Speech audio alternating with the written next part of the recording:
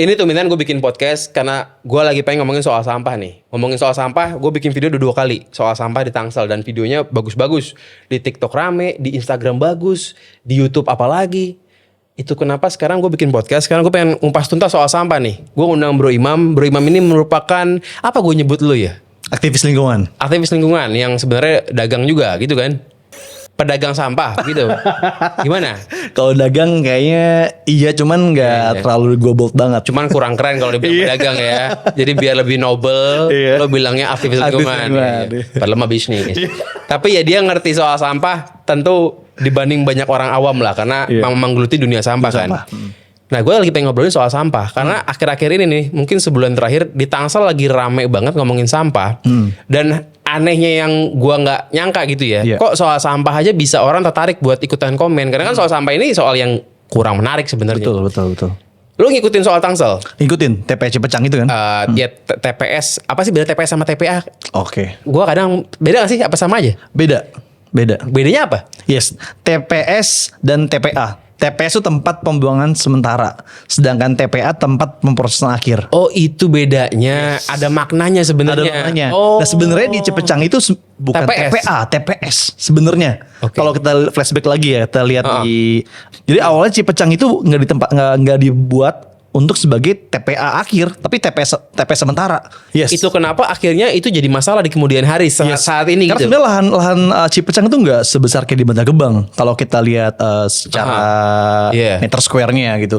Makanya suka banyak roboh, longsor sana kan. Karena overload. Di Cipecang itu udah overload hitungannya. Tapi kalau TPA sebenarnya boleh-boleh aja buat di landfill terus-terusan gitu ya. Sebenarnya nggak boleh juga. Tapi masih boleh lah gitu, masih boleh lah ya. Yes.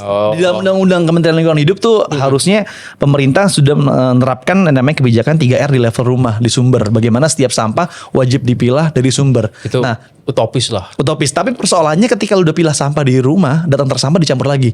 Iya. That's the problem things. Makanya nggak ada yang ngelakuin juga kan. Nah pertanyaan gue adalah kenapa kita harus bayar retribusi sampah? Kalau udah kita pilah sampah dicampur lagi sama orang yang angkut sampah. Harusnya setiap RT RW mengaktifasi kembali bank sampah RT-nya, bank sampah RW-nya, sehingga setiap masyarakat yang udah pilah sampah tidak perlu lagi dibebankan biaya retribusi sampah. Bebannya itu kan soal masalah yang ngangkutnya kan butuh bensin, kan begitu retribusi sampah kan sebenarnya kan. Yes, tapi persoalannya kenapa persoalan sampah nggak tuntas-tuntas oleh pemerintah kota, provinsi. Dan ini masalah seluruh kota di Indonesia menurut lo? Hampir semua masalah se-Indonesia. Padahal selama ini gue lihat kayaknya aman-aman aja ya. Maksudnya dari sejak gue hidup, sejak gue kecil sampai gue sekarang umur 30-an. Gue ngerasa sampah di rumah gue ya setiap hari diambil. Selesai, hilang. Tapi sebenarnya itu bom waktu gitu. Yes. Pernah kejadian di TPA Louis Gajah Bandung, bisa dicek datanya 21 Februari 2005 silam, terjadi ledakan gas metan yang mengakibatkan ratusan korban meninggal dunia. Di TPA? Di TPA Louis Gajah Bandung. Itu yang meninggal pemulung? Korban orang yang tinggal di sekitaran kawasan TPA Louis Gajah. Bukan. Jadi pada saat tercampurnya antara sampah organik, anorganik, residu, boom, terjadi ledakan gas metan. Oke. Nah, bukan gak mungkin TPA Bantar Gebang, TPA lain di kota kabupaten lainnya se-Indonesia akan mengalami hal yang serupa kayak kayak di Louis Gajah itu 2005 silam. Bahkan setiap tahun selalu dirayakan 21 Hari Peduli Sampah Nasional tiap tahunnya. Tapi persoalannya adalah nggak cukup seremonial tentang Hari Peduli Sampah Nasional. Bagaimana peran pemerintah, peran Pentahelix, Akademisi Bisnis Government Community Media untuk melakukan yang namanya law enforcement, reward and punishment. Kepada bisnis yang milah-milih, kepada orang yang milah-milih sampahnya. Semua. Pentahelix, Akademisi Bisnis Government Community Media. Jadi gue nggak menyangka hanya pemerintah, tapi semua stakeholder terlibat dalam penanganan sampah dari sumber dan di hilirnya juga. Di mana TPS yang paling urgent menurut lo? Lo tau nggak sekitaran Jabodetabek aja gitu? Menurut gue Bantar Gebang salah satu juga. Itu TPA. TPS Cipecang. TPS Cipecang karena lagi viral kan? Yes, overload. Itu kan gue denger dia lagi direnovasi, ingin diperluas kalau nggak salah. Makanya sekarang kan sementara di stop dulu ngebuang ke sana dan akhirnya sekarang lagi dialihkan ke Serang. Nah, tapi lu tahu nggak sih bang? Even dialihkan, itu kan TPS Cipecang ini kan sampingnya kan Sungai Cisadane. Oh iya, akhirnya longsor ke sungai. Yes. Berapa banyak orang yang mengharapkan kualitas air yang layak di sekitaran bantaran Sungai Cisadane karena tercampurnya kan sampah dan juga sungai emang udah jelek ya. Yes, kualitas airnya udah jelek, belum potensi lindingnya juga. Tapi kenapa Tangerang Selatan yang kelihatan paling blow on gitu dibanding ya, Jakarta so far aman aja, kecuali di beberapa titik lah gitu. Ada sih tapi emang nggak viral. Contoh kalau di Jakarta itu Keramat Jati memang agak-agak bermasalah karena pasar ya, sampahnya banyak banget. Tapi kan kenapa Tangsel yang kelihatan paling blow on gitu? Kalau menurut gue ya, Tangsel sendiri, Pemkot Tangsel nggak banyak melibatkan pihak swasta untuk membantu penanganan sampahnya dari hilir dan juga dari hulunya. Di Jakarta iya. Di Jakarta sudah menerapkan hal itu. Gitu. Jakarta punya program Jakarta Kawanan Sadar Sampah. Jadi mengundang para startup bisnis di bidang pengolahan sampah untuk terlibat menangani sampah, salah satunya Plastik Pay, untuk menangani sampah di hulu. Ketika sudah dipilah dari sumber melalui mesin kita, baru sampah yang sudah dipilah adalah off-take. Perlu melakukan business matching dengan off-taker. Hulu tuh di mana sih hulu? Hulu tuh dari sumber, dari rumah, kantor, sekolah, terus juga rumah, kantor, sekolah, pabrik, tempat-tempat yang dari sumber, termasuk tempat kantor lo ini, itu hulu yang ngasilin sampah. Hilir tuh di TPA. Hilir itu adalah di ujungnya, entah di TPA atau di TPS 3 ya, tapi kebanyakan di TPA. Oh gitu. Nah, persoalannya adalah sampah yang di hulu ini pihak siapa yang ikut andil bertanggung jawab? Pemerintah tentu, bank sampah RT RW tentu, dan perlu ada pihak swasta yang terlibat di sana sebagai bagian dari bentuk program PPP, Public Private Partnership. Berarti Tangsel ini pemerintahnya agak-agak blow on ya. Maksudnya dia nggak bisa kerjasama dengan swasta gitu. Dia nggak punya kemampuan buat dealing birokrasi dengan swasta gitu. Mungkin sudah pernah ya 1-2 dengan perusahaan swasta, cuman belum masif aja kayak di Pemprov Jakarta. Jadi kalau saran gue sih Pemkot Tangsel juga wajib membuka diri. Yes. Bagaimana persoalan sampah ini juga punya andil juga pihak swasta untuk membantu. Padahal Tangsel itu ya merupakan daerah yang swastanya itu dominan. PAD-nya gede juga loh sana itu. PAD besar. Besar bukan karena Pemkotnya pinter ya. Besar karena memang kebetulan daerahnya itu ekonominya bagus berkat daerah-daerah developer gitu. Betul. Tapi untuk ngurusin Ciputat dan Pamulang aja mereka tuh nggak mampu gitu untuk ngurusin sampah gitu ya. Benar-benar tergolong blow on gitu ya. Kalau menurut gue perlu dikaji lagi sih. TPSC Pecang ini jangan sampai jadi bom waktu pada akhirnya. Kalau udah meledak tuh, apa masih bisa meledak lagi?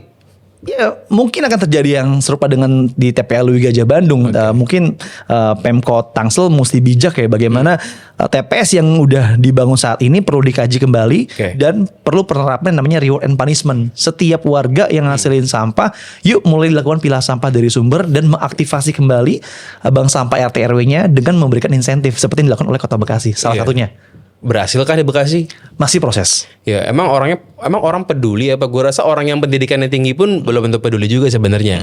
Ya kalau gue di rumah gue nih ya, sampahnya itu ada 2. Ada sampah warna kuning sama hijau. Kuning itu apa kalau kuning ya? Kuning coba kita cek dulu ya. Kuning plastik ya? Oke, anorganik. Oh, kuning anorganik. Jadi kalau makanan di hijau gitu ya? Yes. Nah, sampah anorganik ya kayak plastik, kertas, kardus, kaleng dan botol. Oke, paham. Kuning. Di Jakarta sehari ada 8.000 ton sampah. Di Tangsel ada 1.000 ton. Di Bekasi gue nggak tahu datanya. Di Bekasi per hari tuh more than 7.000 ton per hari sampah yang dibawa dari Jakarta ke Bekasi. Nggak, kalau Bekasi doang lo nggak tahu. Di Bekasi doang, Sumur Batu berarti ya. Kita cek dulu di Sumur Batu. Di Bekasi itu 1.800 sampai 2.000 ton per hari. Oke ya. Intinya Jakarta kan the best lah paling banyak ya. Paling banyak. Dan setengahnya itu adalah sampah-sampah makanan, food waste. Yes, hampir 50% lebih food waste. 49,87%. Data terakhir yang gue dapat tuh begitu. 2000 berapa tuh? 2024. Okay. Nah, yang bikin bahaya adalah bukan sampah plastik sebenarnya. Yang tadi gas metana lo bilang itu kan food waste. Itu food waste. Iya, kalau tercampur lagi dengan anorganik apalagi. Tercampur atau enggak tetap bahaya sama makanan karena ada gas gitu ya. Betul. Jadi sebenarnya sampah yang paling bahaya itu bukan sampah plastik ya. Sebenarnya. Gila ya. Tapi gini, sampah makanan lebih bahaya kalau dia udah kecampur dengan tadi ada airnya, lindinya, terus ada anorganiknya, terus apalagi di kengkang jadi satu apa namanya? Iya emang pasti akan begitu kan. Yes, nggak mungkin enggak kan. Betul. Jadi kalau sama plastik di landfill sebenarnya aman-aman aja ya. Justru jadi rebutan. Karena high value. Ya selama tidak dibuang ke laut sebenarnya kan aman-aman aja. Tapi dan bahaya juga sih di laut itu juga. Di laut bahaya, yes. Bahkan mikroplastik juga kan. Di landfill aman kan? Di landfill juga bahaya juga. Oh. Yes, justru itu makanya kenapa kita di sini gue mau ngusulin juga kita perlu kembali mengaktifasi lagi bank sampah RT RW tadi ketika sampah sudah dipilah, memudahkan para off taker untuk mengambil sampah yang sudah terpilah. Contoh, karena kita plastik fokus di sampah plastik, sampah skincare plastik itu lebih enak nggak ngambilnya. Oh, tinggal storein aja ke mesin kita di RVM Plastik P. Dan itu cuan lah buat lu. High value. High value. Karena high value ada nilainya. Semua plastik tuh high value. Khusus botol plastik jenis PET. PET, HDPI dan PP. Mostly itulah. Yes. Mostly itulah ya. Yes, high value. Oh gitu. Nah, masalahnya di Jakarta ini kan banyak TPS 3R. Jadi buat yang belum tahu, TPS itu kan tempat pembuangan sementara. Yeah. Jadi kalau dari rumah itu ke TPS gitu ya. Kalau idealnya dari rumah-rumah itu ke TPS biasa gitu ya. Kalau idealnya dari rumah-rumah. Rute. Ini kita ngomongin rute dulu. Rute dari rumah-rumah ke TPS, dari TPS baru ke TPS 3R, TPS 3R baru sisa residunya masuk ke tempat pembuangan akhir. Oh, TPS itu 2 kali. Tempat pembuangan sementara. Kan setiap kecamatan punya tuh tempat pembuangan sementara. Jadi dari ke kelurahan dulu, ke kecamatan. Diambil dulu setiap komplek RT RW, terus masuk ke TPS kelurahan, kecamatan, masuk TPS 3R. TPS 3R ada residu tuh, baru masuk ke tempat pembuangan akhir. Jadi itu rutenya kurang lebih pasti begitu ya? Kurang lebih. Logisnya begitu. Kalau ideal. Idealnya. Kalau bicara ideal. Tapi kalau kita bicara non ideal, ya banyak hal yang. Oke. Nah, TPS itu ada TPS yang cuma diembrekin doang, ada TPS yang 3R. TPS 3R. Yang reuse, recycle. Jadi dia tujuannya buat ngurangin jumlah sampah dari rumah. Dari sumber. Supaya yang dibawa ke Bantar Gebang nggak sebanyak itu lagi. Supaya di Bantar Gebang lebih sustain lah Bantar Gebang. Oke, paham. Pertanyaannya, apakah itu ada dilakukan monitoring and evaluation? Nah, baik kalau gue melihat dari kacamata aktivis lingkungan adalah monitoring and evaluation wajib dipantau secara real time, daily, weekly, and monthly. Dan setiap kebijakan-kebijakan yang digunakan melalui anggaran-anggaran daerah itu again jangan cuma asumsi. Jadi kita wajib lihat timbulan sampai tiap harinya, tiap minggu, tiap bulannya. Harusnya berkurang. Kalau enggak, blow on berarti goblok nih orang gitu kan. Gitu kan? Iya, kurang bijak tempatnya. Iya. Karena kan gue nggak tahu ya, dana sampah itu pasti kan tiap kota besar ya. Gede banget. Iya. Kita bicara mana nih? Ya pokoknya kita anggaplah setiap kota ini, tadi kan lo cari datanya agak buru-buru nggak sempet nih. Iya. Pokoknya pasti miliaran lah. Tapi gobloknya adalah setiap tahun itu malah sampah makin nama banyak gitu ya. Yes. Harusnya kan dengan duit sebanyak itu tujuannya adalah mengurangi sampah dari tahun ke tahun. Betul. Dengan bikin TPS 3R, dipilah-pilih segala macam, kebijakan yang ngurangin food waste. Iya. Tapi malah nggak ada pengurangan, justru malah nambah. Kenapa bisa nambah, Bang? Karena konsumsi makin meningkat, Bang. Konsumsi pasti meningkat. Yes. Kan itu kapitalisme, jelas kan. Tapi memang nggak ada kebijakan yang bikin itu jadi ditanggulangi soal sampahnya gitu ya. Nggak ada reward and punishment. Nggak ada punishment buat orang yang buang sampah-sampah kebanyakan. Iya. Mungkin secara aturan udah ada ya. Secara aturan di Kementerian Lingkungan Hidup ketika orang buang sampah sembarangan ada aturan denda dan juga biaya yang harus dikeluarkan. Tapi kan nggak ditegakkan gitu.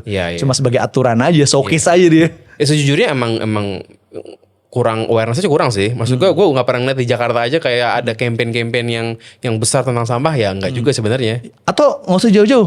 Gue turun dari LRT ada bacaan dilarang merokok, tapi orang ada yang ngerokok di sampingnya. Iya.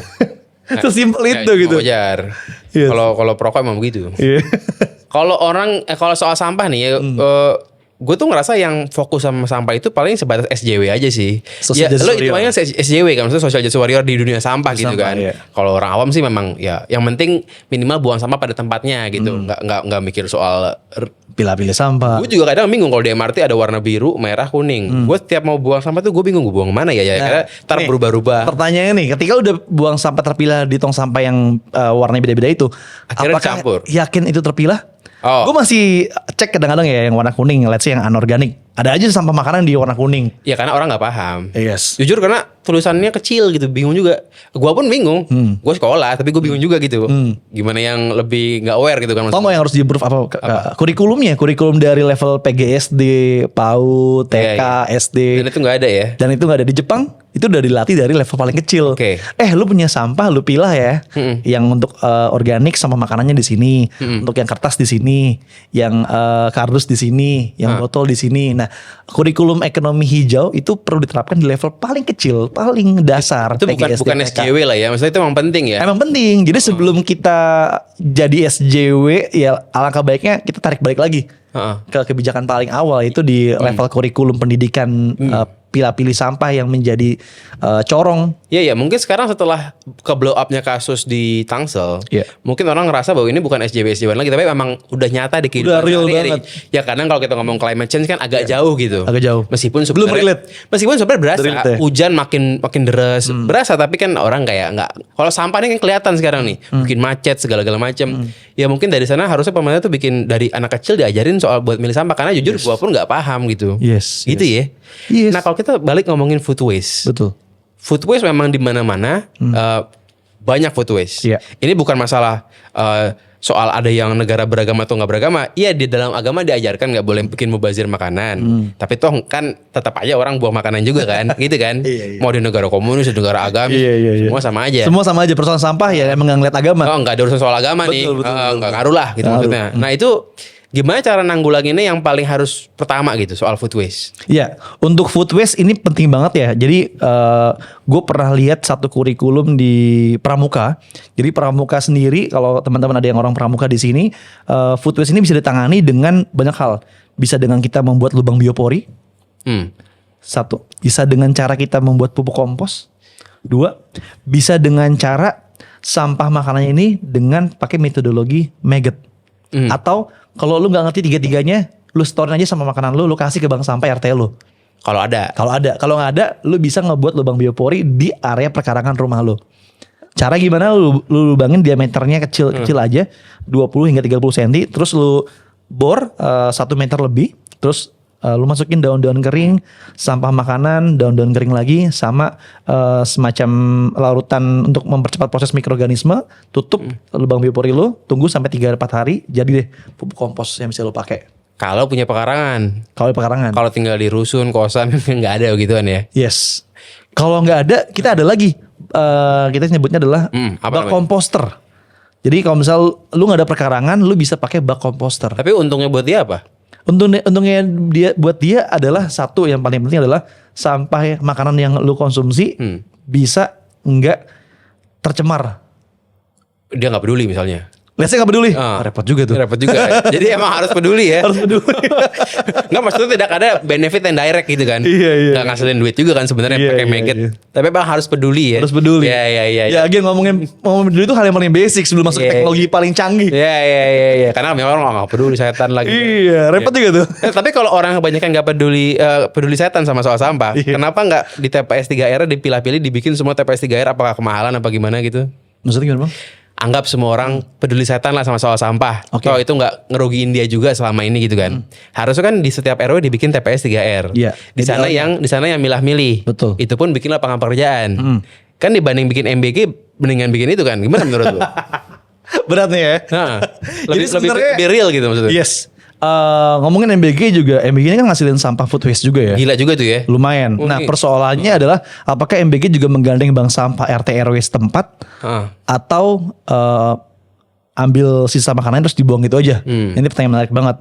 Nah, gimana? Faktanya sekarang gimana? Faktanya gue belum lihat faktanya ya, karena belum terjun di. Faktanya gue belum cek, tapi kayaknya karena itu program buru-buru pasti food waste-nya kurang terurus tuh. Oke.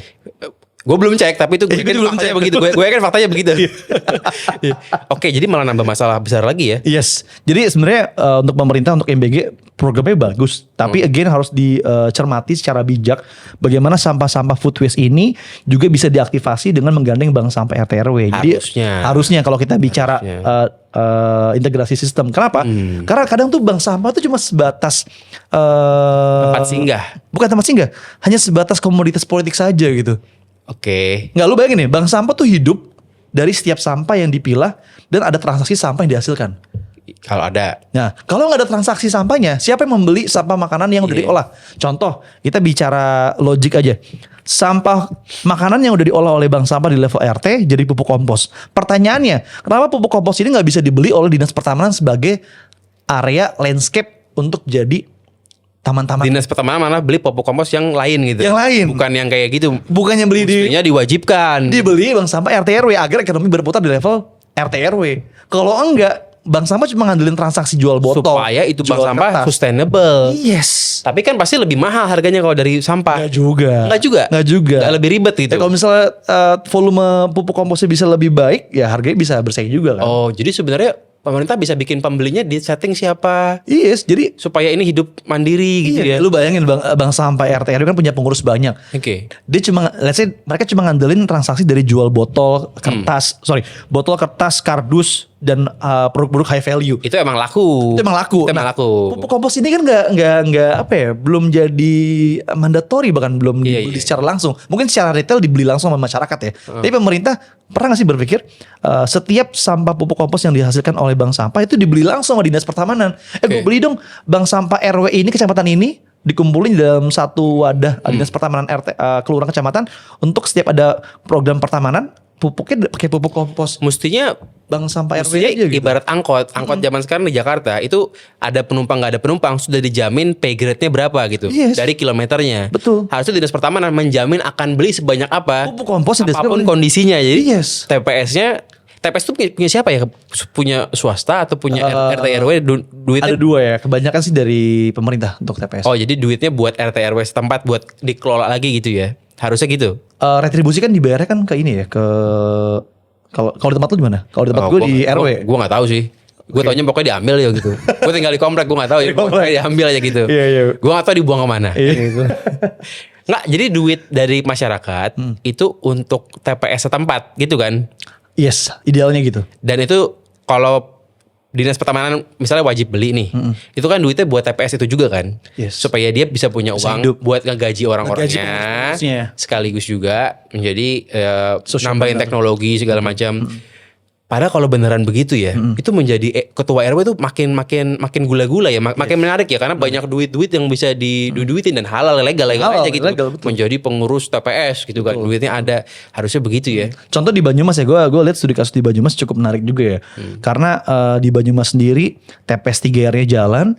Terus juga setiap sampah yang dikelola dari pihak pemerintah Banyumas juga membeli langsung sampah yang dihasilkan. Jadi artinya jangan jadikan bank sampah ini cuma sebatas komoditas alat berkendara pihak-pihak oknum tertentu. Emang di Banyumas enggak jadi alat politik apa beneran jalan bagaimana? Yes, gue nggak ngeliat sisi politik ya, tapi at least dari siap sampah yang dikelola pengurus bank sampahnya lebih sejahtera gitu. Partai apa tuh dia? Gue nggak tahu tuh. Nggak tahu ya. Partai apa tuh kira-kira tuh? Iya. Kapan nyalek? Lu kapan nyalek? Gue no comment. Ya. Bukan ranah gue. Gue pasti akan membawa isu sampah karena ini sekarang lagi viral. Gue ikut aja apa yang viral ya gue ngomongin kan gitu. Oke. Nah ini buat info yang nonton ya, food waste itu kan bukan makanan sisa, tapi makanan yang sebenarnya udah jadi bisa dimakan tapi keburu basi, akhirnya makanan bagus dibuang gitu kan. Kebanyakannya begitu, bener apa enggak? Oke, gue koreksi dulu. Untuk food waste yang dirasa masih layak itu sebenarnya kalau kita lihat di hotel ya, kita anggap di hotel. Ya, di hotel. Di hotel. Sebenarnya makanan food waste yang hotel ini belum dimakan sama sekali, tapi masih layak. Itu bisa dilakukan program. Tapi udah nggak fresh gitu. Udah nggak fresh. Nah itu mungkin bisa dibagikan kepada mungkin mitra-mitra panti asuhan atau yang dirasa masih layak gitu makanannya. Sekarang apakah begitu? Kebanyakan masih dibuang. Tapi kan gini Bro Imam. Oke, niatnya baik dan pahala insya Allah berkah ngasih makanan ke panti asuhan gitu. Tapi belum dimakan ya, kondisi makanannya belum dimakan. Yes, ini kita stoknya masih sisa lah. Yes, kita ngomongin food waste ini bukan makanan sisa, bukan kayak pak-pak di Filipina, bukan. Iya. Food waste yang paling besar itu adalah makanan yang masih bagus yang dibuang, bukan makanan sisa. Itu kan begitu. Iya. Oke, kita mau nyari pahala, kita kasih nih hotel ngasih ke panti asuhan. Iya. Tapi itu kan nambahin cost dia buat distribusi makanannya ke panti asuhan. Itu kan pakai duit, pakai karyawan segala macam loh. Kan emang lebih gampang dibuang langsung aja gitu. Nah itu gimana? Menurut lo? Kalau buat dibuang duit aja gue masih agak sanksi ya, karena itu kan masih layak sebenarnya. Sekarang begitu kan? Mungkin ada beberapa hotel yang ngasih ke panti asuhan dan juga mitra-mitra lainnya. Nambahin cost dia buat distribusi dong. Mungkin ya. Dengan dapat pahala sih, tapi kan dapat cost tambahan gitu. Betul. Namun kalau langsung dibuang gitu aja dengan kondisi makanan masih layak, rasa-rasanya mesti bijak juga ya. Ada beban moral. Beban moral juga gitu. Ya minimal dikasih ke karyawannya lah.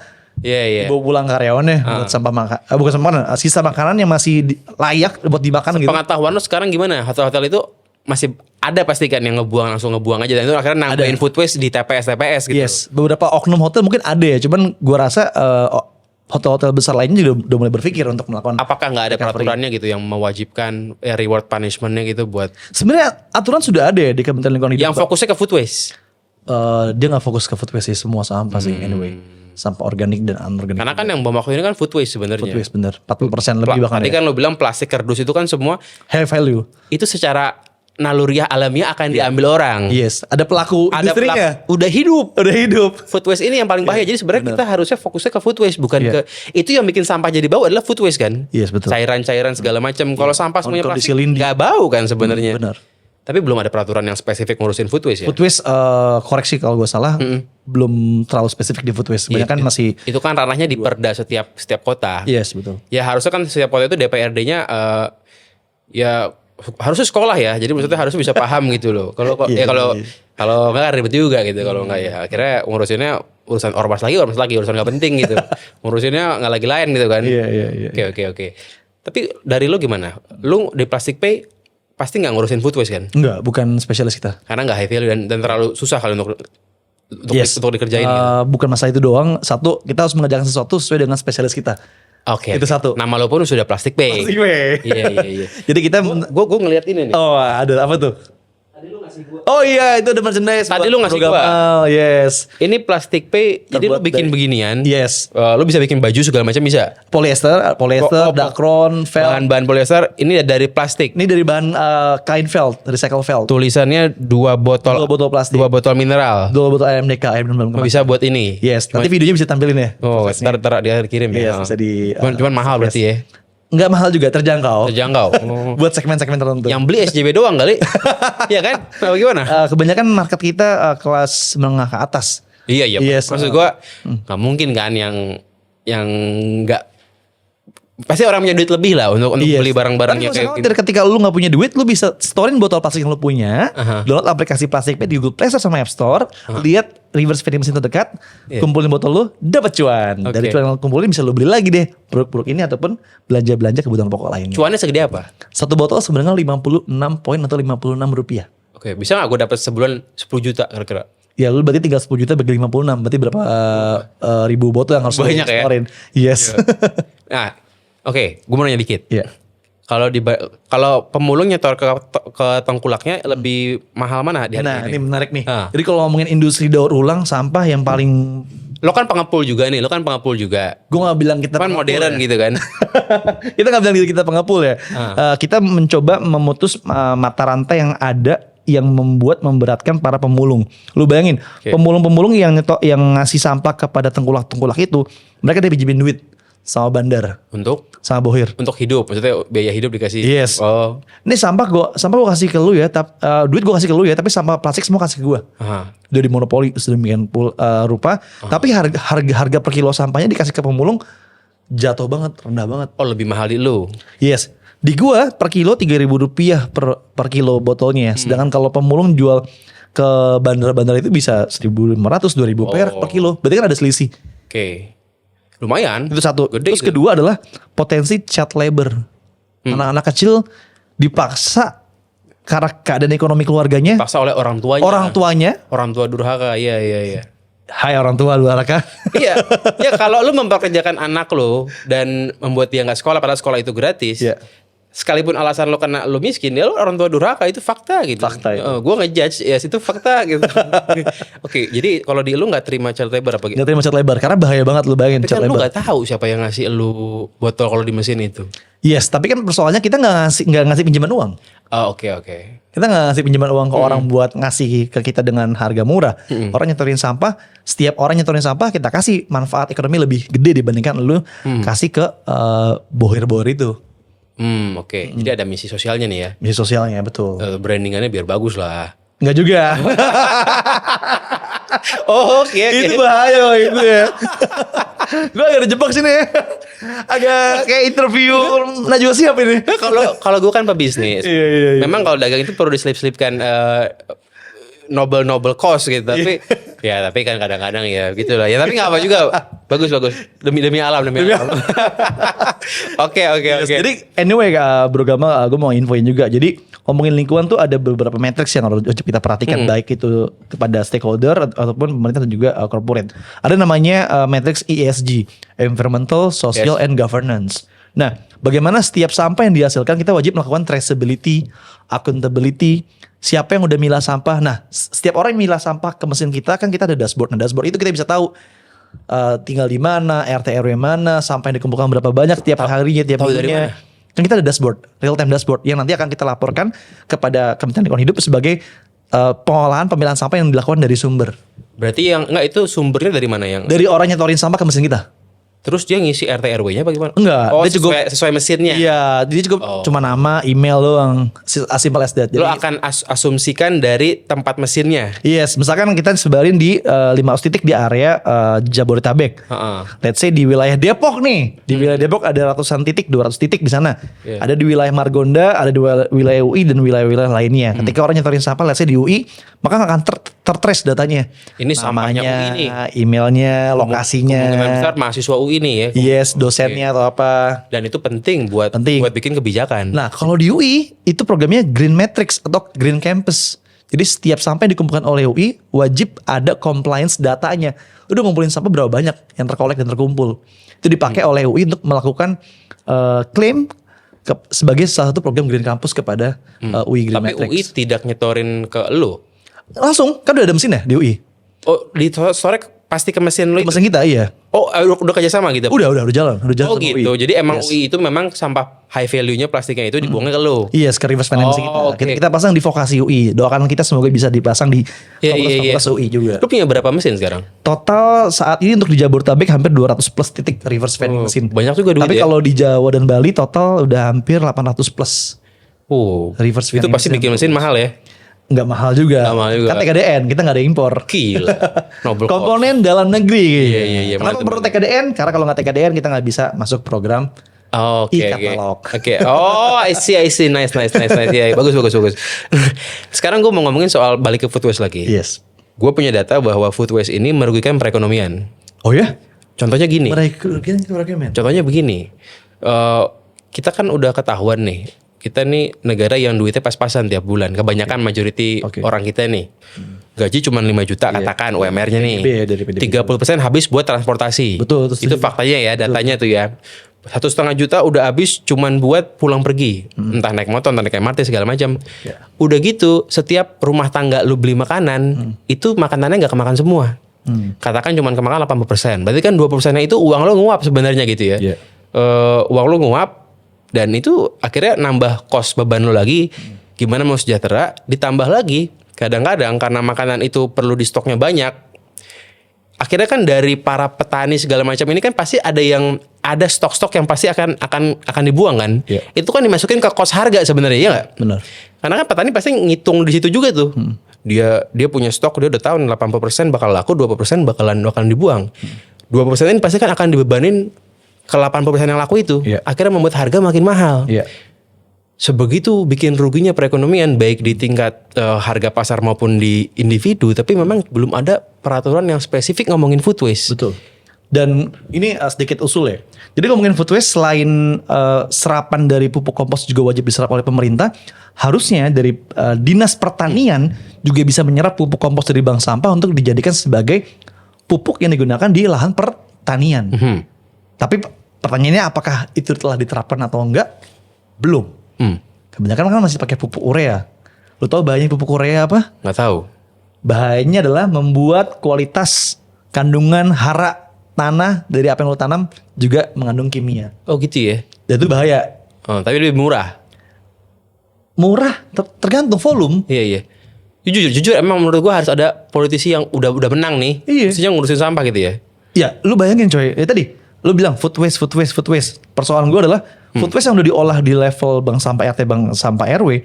Apakah pernah pemerintah membeli sampah-sampah pupuk itu untuk dipakai di lahan pertanian? Iya. Kenapa harus beli pupuk urea? Ekosistemnya itu. Kenapa yang diuntungkan hanya siapa? Enggak. Ya pengusaha pupuk urea gitu. Iya. Pupuk urea. Dibikinnya dari apa kalau pupuk urea? Ada chemicalnya. Oke gitu. Jadi supaya bagus jadi ada chemicalnya. Ada chemicalnya. Oke, tapi mungkin lebih murah Lebih murah. Oke. Karena mungkin mereka udah skala manufaktur juga ya. Iya. Untuk pupuk urea. Apalagi gue lihat kan trennya begini. Trennya itu kan sekarang di Indonesia ini lagi ngetren pemerintahnya ini punya target untuk bikin ruang terbuka hijau. RTH. Ditargetin sama undang-undang itu kan untuk bikin RTH sebesar-besarnya gitu. Pasti kebutuhan pupuk itu gila-gilaan sebenarnya. Harusnya. Jadi sebenarnya tanpa punya pembeli yang swasta pun pemerintah itu sebagai pembeli sendiri sebenarnya ya. nggak hanya itu doang ya. Menurut gue tadi pentingnya ada business matching platform. Mungkin dari Brogama bisa memfasilitasi nantinya di 2029 mendatang. Nah, business matching platform ini untuk memastikan setiap supply yang dihasilkan oleh supplier itu demand-nya nyerap. Iya. Ekosistemnya lah. Ekosistem. Oke, food waste terjadi karena nggak ada orang yang nyerap ini yang diolah sampah food waste-nya. Karena begini, kelebihan pemerintah menurut gue ya. Kelebihan. Mereka itu punya duit. Pertama, kedua mereka bisa bikin sistem sendiri yang pasti diturutin sama semua orang. Mereka bisa bikin monopoli ekosistem. Ya, mandatori lah. Secara bisnis ini unfair advantage yang levelnya itu udah level dewa gitu. Tapi memang tidak dimanfaatkan dengan maksimal gitu ya. Ya itu padahal itu sumber duit buat pemerintah ya. Lu bayangin aja coy. Ketika setiap potensi ekonomi food waste dikelola dengan baik di level RT RW, terus dinas pertamanan beli pupuk komposnya, terus dinas pertanian beli pupuk komposnya, artinya kan pengurus bank sampah RT RW punya target. Dia makmur juga. Dia punya proyeksi. Oke, jadi kita wajib ngumpulin timbulan sama food waste di level RW sekian puluh ton per harinya dan per bulannya. Bisa, sanggup, mau sejahtera, sanggup. Nah. Inilah apa namanya? Tapi dijamin ya? Ya inilah dijamin dibeli loh. Inilah harusnya bentuk dari janji 19 juta lapangan pekerjaan yang dijanjikan oleh Bung Gibran gitu ya harusnya ya. Bagus sih. Nah ini gue punya data di sini. Food waste di Indonesia itu menimbulkan kerugian ekonomi sebesar 213 triliun. 213 triliun hingga 500 triliun per tahunnya. Karena tidak dikelola. Ya, food waste-nya ini food waste aja nih. Itu setara dengan 4-5% PDB Indonesia, gila juga ya. Dan setiap orang Indonesia itu rata-rata membuang makanan yang nilainya itu setara 2 juta per tahun. Gila juga tuh. 2 juta per tahun dia buang makanan. Anggap tuh berarti kan lu makan padang 40 kali tuh. Itulah setahun lu buang makan padang. Makan padang yang pakai cincang lumayan mahal. Iya. Rugi juga ya. Ya gue juga bukan sok suci, gue pun juga sering buang makanan. Gue makan gak habis. Gue ya di rumah kalau gak habis ya dibuang juga sih. Ya itu salah kita semua sebenarnya sih ya. Nggak bisa dipungkirin nih. Sedih juga ya. Nah ini kan sekarang Danantara lagi sibuk ngurusin sampah juga nih. Lo cukup ngikutin dan ngerti nggak soal Danantara lagi ngurusin sampah? Jadi Danantara ini punya program untuk yang sampah-sampah di tempat pembuangan akhir TPA. Itu programnya adalah WTE, Waste to Energy. Dijadikan PLTSA, pembangkit listrik tenaga sampah dari sampah yang dibakar menjadi tenaga listrik. Contoh di Bantar Gebang kita ada PLTSA Bantar Gebang. Sampahnya itu apa? Sampah apa aja? Sampah semua campuran. Khususnya sampah makanan ya, sampah makanan. Lebih gampang dong, nggak perlu dipilah-pilih ya? Yes, tapi persoalannya dari WTE adalah dari kacamata anak lingkungan ya adalah emisi yang dihasilkan itu belum zero emission. Jadi masih ada residu juga. Kita bicara konteks ya di rorotan. Oke, Jakarta punya. Iya. Itu rorotan sendiri, lu bisa lihat datanya. Masyarakat di sana banyak mengalami penyakit ISPA. Iya, karena 1 kilo tuh udah JGC, daerah JGC itu. Iya. Kenapa itu? Karena tadi mungkin pembangunan RDF-nya dekat dengan pemukiman. Iya, jaraknya sekilo lah kalau kita tarik garis lurus. Iya, coba kalau misalnya let's say 20 km, 15 km. Itu ada alasannya sebenarnya Bro Imam. Jadi kenapa nih? Alasannya ya pragmatisme sih sebenarnya, karena dulu zamannya Heru Budi memang ada rencana pengen bikin RDF, dicarilah lahan yang memang milik pemerintah. Karena kan lahan mahal tuh, akuisisi lahan kan mahal. Betul. Dan kebetulan lahan pemerintah adanya di situ. Tapi deket banget bro. Ya alasan pragmatisme tadi sebenarnya, karena yang mahal bukan bikin RDF tapi bikin lahannya sebenarnya kan. Iya. Ya itu sih. Akhirnya sekarang jadi nggak bisa beroperasi dengan maksimal. Iya. Cuman setengah kapasiti doang. Di demo terus sama warga. Lu cek ya. Ya, gua paham. Di demo terus sama warga juga jadi penyakitan juga. Gue paham perasaan warga JGC. Gue bersyukur itu bukan tempat gue tinggal gitu. Jakarta Garden City lu ke situ. Iya. Gue bersyukur gue nggak tinggal di dekat komplek elit, cok. Itu apalagi. Gue bersyukur gue nggak tinggal di dekat RDF. Tapi ya akhirnya pemerintah Jakarta pun sekarang bingung. Ini duit udah kepake buat bikin RDF. Mindahin kan nggak segampang itu ya. Betul. Akhirnya jadi sekarang setengah kapasiti. Jadi kayak niat nggak niat gitu. Jadi serba salah lah sebenarnya sih. Emang nggak dilakuin AMDAL kali sebelum nggak hanya AMDAL, kajian feasibility study. Iya. Jadi itu gila sih. Ya, again ngomongin masalah compliance, good governance, kita nggak bisa ugal-ugalan dalam membuat kebijakan. Harus based on data, based on kebutuhan warga. Sebenarnya anak kampus jurusan apa sih yang ngurusin sampah, yang intunya sampah gitu? Kalau gua ngelihat nggak hanya dibebankan oleh anak teknik lingkungan, tapi semua Apa aja? Jurusan Top spesifik. Let's say kalau kita bicara spesifik teknik lingkungan, teknik kimia, terus juga anak matematik buat dia ngebuat pemodelannya juga. Anak sosiologi buat bisa membantu demografinya, perubahan perilakunya. Sama yang terakhir adalah teman-teman dari FISIP untuk membuat kampanyenya tentang kurikulum pilih sampah di level RT RW, di level TK dan juga SD. Jadi menurut gue semua jurusan akan sangat erat kaitannya, nggak hanya teknik aja. Sebenarnya setelah gue mulai mendalami topik public policy kayak begini ya, gue tuh merasa sekarang ternyata jurusan-jurusan Indonesia itu meskipun jurusan yang bukan populer kayak ekonomi, sebenarnya banyak gunanya gitu ya. Banyak gunanya. Nah, gue kira hanya akan jadi pegawai bank. Dulu kan begitu. Gue ini sastra. Sastra apa lu? Bahasa Cina gue. Sastra Cina. Gue di Nihoma. Gue di UI Nihoma ya. Gue lumayan bagus bahasa Cina gue. Gue kira gue hanya akan berakhir sebagai pegawai bank. Ya nggak hanya sih pegawai bank gaji gede, tapi maksud gue akhirnya seakan-akan tidak punya jurusan yang spesifik sesuai ilmunya gitu. Sebenarnya kalau menurut gue ya, padahal mah sosiologi aja tuh tadi luar biasa loh. Banyak. Nah, di sini yang menurut gue yang perlu diimprove dari teman-teman dunia akademisi adalah bagaimana setiap ilmu yang dihasilkan di level kampus itu juga punya relevansi dengan industri. Harusnya gitu ya. Harusnya. Kayak contoh gue anak komunikasi ngomongin sampah sekarang. Iya. Karena tadi gue punya teman-teman tim teknis, tim Iya. teknologi, tim engineer. Nah, kelemahan dari teman-teman engineer adalah mengkomunikasikan kampanyenya. Yes. That's why kita perlu melibatkan teman-teman KOL, KOC segala macam untuk menjadikan campaign ini terkait program sampah tuh fun, happy. Ini sebenarnya mix and matchingnya dunia kerja dengan dunia kampus. Yes. Yang gue yakin di umur 20-an, gue belum sampai untuk paham itu gitu. Ya dulu kan paling kalau ngomongin politik pahamnya cuman demokrasi. Yes. Mentok lah ngomongin demokrasi karena ya ngerti apa lagi kan. Yes. Tapi sebenarnya di balik demokrasi itu ngurusin yang teknokratis begini tuh luar biasa menarik sebenarnya. Lu bayangin, setiap paper yang lu buat itu based on dengan industry needs, based on the problem needs. Berapa banyak paper yang lu buat yang nanti publikasi jurnal Scopus, Science Direct dipakai oleh industri. Jangan sampai lu bikin skripsi numpuk di tidak pernah disitasi orang, tidak pernah dipakai orang karena lu bikin emang sengaja cuman asal lulus doang. Asal lulus aja. Seperti gua gitu ya. Itu seperti gua juga. Masalah. Oke. Iya. Menarik banget. Tapi di antara cukup serius, cuman masalahnya adalah di polusinya. Di polusinya. Kalau untuk WTE teman-teman lingkungan nggak hanya gua doang ya, banyak mengkomentari kebijakan dari pembakaran sampahnya. Tapi itu cara yang paling masuk akal buat kita. Gak cukup. Jadi WTE bagus, tapi perlu di-matchin lagi dengan program di hulu. Oke, TPS 3R. TPS 3R, aktivasi bank sampah RT RW, terus juga menggandeng teman-teman startup di bidang pengolahan sampah. Apakah dan antara tidak ngerti? Kan pasti ngerti lah itu kan. Ngerti, tapi kan mungkin dia pengen cara cepet ya. Langsung shortcut aja deh, WTE udah jadi solusi utama deh. Dengan duit sebanyak itu. Dengan orang yang handle juga konglomerasi perusahaan segede itu. Padahal kalau dan antara ini bener ngurusin sampah nih, siapa tahu bener gitu ya, itu Prabowo namanya harum banget sih. Yes. Dan harus compliance ya. Jadi setiap project WTE again perlu ada sustainability reporting yang perlu dilaporkan di websitenya dan antara. Tapi memang orang-orang netizen yang sanggup ngeliatin begituan tuh nggak banyak gitu. Ngeliatin reporting kayak begitu. Untuk itu perannya Bro Gamal sebagai pihak konten. Juga nggak nyampe kali gue juga otak gue gitu. IQ gue paling berapa lah. Susah juga baca reporting. Emang dibikin pakai bahasa yang susah supaya gue nggak bisa baca gitu semua. Emang brengsek gitu memang. Kacau gitu. Jadi tapi di dunia sampah ini banyak oligarki nggak sih? Waduh, nggak usah disebut. Kita nggak nyebut nama. Iya. Tapi banyak.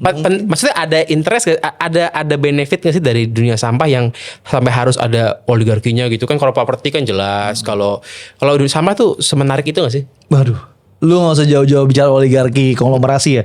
Lu lihat di Bantar Gebang mobilnya apa? Lexus semua.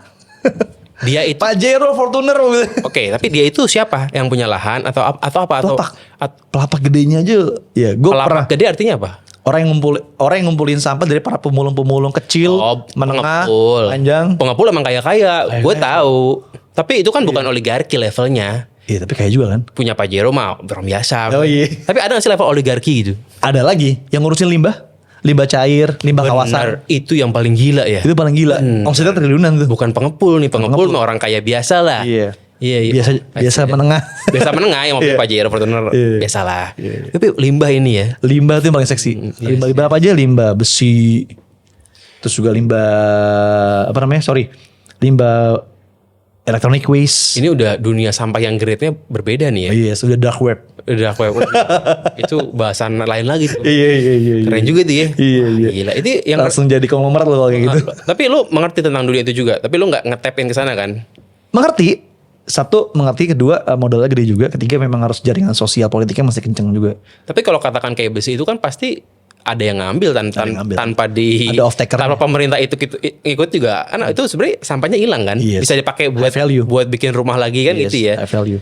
Jadi seharusnya pemerintah ngurusin yang value-nya 0 gitu ya. Yes. Food waste ini. Ya Jadi bukan 0 tapi belum diolah Betul. aja. Jadi kalau yang high value biarkan B2B berjalan. Yes. Udah ada ekosistemnya. Pemerintah jangan ngikutin ngambilin cuan B2B. rakyat. Iya, jangan main ke private sector juga. Kurang ajar namanya. Iya. Gitu, ya. Padahal Pak Purbaya pernah bilang ya, perputaran ekonomi baik dan bagus kalau swasta juga terlibat. Itu di zaman SBY. SBY pertumbuhan 7%. Iya. Ya kan? Sekarang tiba-tiba gue takutnya tiba-tiba ntar pemerintah jualan skincare. Iya. Kurang ajar ini kan gitu. Semua diembat. Langsung emang gitu. Jangan juga dia embat. Iya, Ini kita iya, nggak iya. bisa nih. Iya.